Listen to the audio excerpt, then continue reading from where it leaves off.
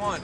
How's it feel to get out here, Coach? Well, it feels like it's been an eternity from December 1st to right now today. I mean, it's even though it's only been 3 months, it's exciting. There's a lot of excitement, a lot of anxiety right now out on the field. And the coaches, I don't know who's more nervous right now, the kids or the coaches.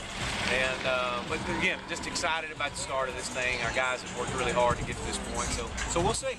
When you start with a new team, what are the first steps that you do in your first practices? Well, walk through how we line up in practice. I mean, literally, you don't take anything for granted. You go straight from how we approach the field, what we do when we get on the field, to how we get off the field. So we haven't taken anything for granted. So we basically started with how the flow and the organization of practice is going to go. What are your expectations for the year? Well, you know, my expectations are, you know, we want to get their absolute best, whatever the best is. We're going to get their best, and we want these guys to enjoy the journey, and that's what we're on right now. We're truly on the journey, and you know, we're not going to focus on the destination at this point. We're just going to focus on today, focus on spring ball, and just the one thing we can control is what we do today, and then we'll worry about tomorrow, and whatever that means at the end of this year.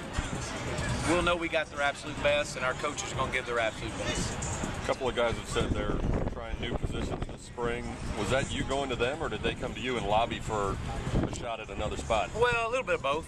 A little bit of both. You know, something that, you know, that kind of fit our personnel and fit what we're after from an offense and a defense. And we've had to ask some guys to make some changes, and they've been really receptive. And again, they're hungry. These guys, that's one thing I can say. These guys are hungry. They feel like that. You know, the way the year went last year is they let themselves down, they let the university down, they let a fan base down, and they're not going to do that. They're determined and whatever it takes not to do that again. And so, you know, this is some stability we're giving them right now. So excited! Let's go have some fun. It's been an interesting offseason for you. You got a Twitter account for your advisor. You're hanging out with Tony Romo. Now that you're actually back to football, does it feel a little bit more normal? It is. You know, obviously when you're on the grass, that's kind of you're in your element. But again, I'm just a high school coach that's been blessed to coach college football, and very honored to be here. And it's a privilege to be the head coach at SMU, and I can promise you this: we're going to give our absolute best to capture the energy and the excitement that Larry's done in basketball. And when he's proven it can be done, and we're going to do it. We're going to do it. We're going to get it right. And it's going to take a lot of hard work, but these guys are definitely bought in.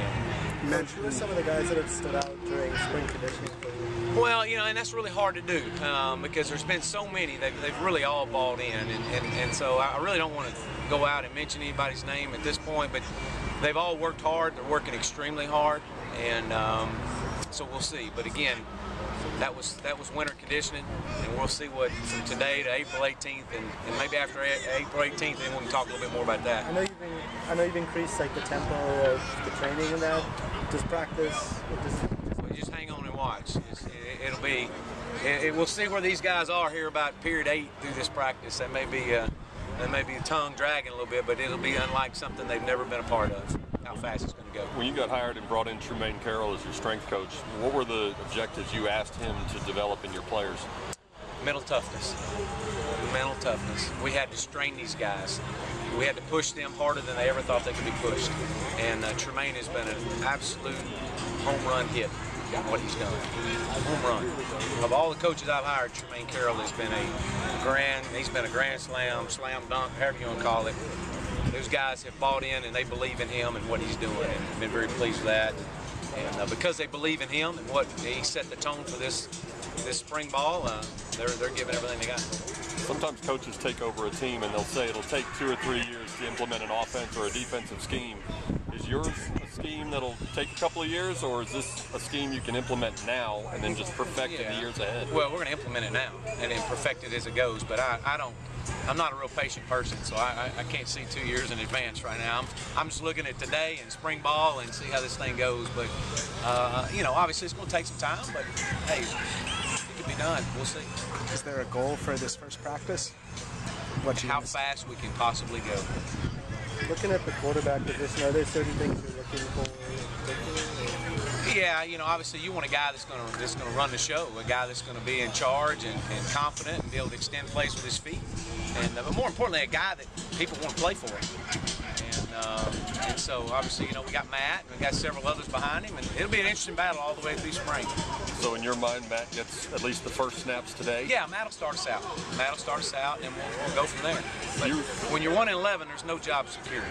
You recruited Matt at Clemson. I did. How different is he from the guy you remember as a high school senior? He's the same guy. He's the same guy. I'm excited to be able to reunite with him, and he's been able to meet some of my, I guess, some of our former players out here, and be able to hang out. It's kind of, it's really becoming a family, and so we'll see.